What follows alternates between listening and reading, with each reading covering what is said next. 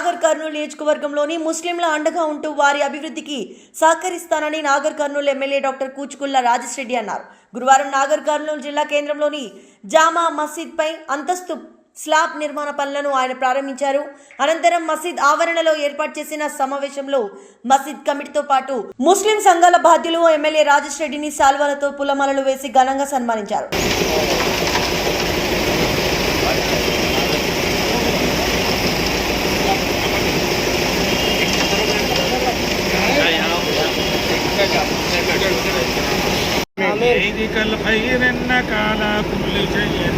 آمين.